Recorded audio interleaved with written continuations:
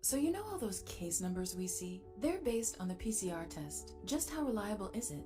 SARS-CoV-2, like many other viruses, contains genetic material called RNA. RNA fragments are so small, they're difficult to detect. The PCR test doubles the fragments in what are called cycle thresholds and keeps doubling them until they have enough genetic material to identify. Most labs go up to 38 or 40 cycles, which means an amplification of 1 trillion times. But is that too much amplification? Because while live virus is present in people who are actually sick, traces of dead virus are present in people who used to be sick, even months later, or in people who were exposed to a virus, but their body cleared it and they never got sick at all. They're not infectious.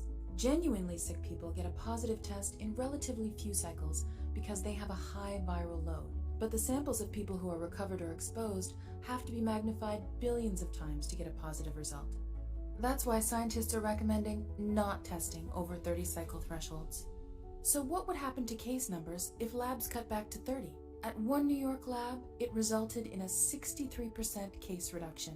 When a Massachusetts lab did the same, almost 90% of their cases disappeared.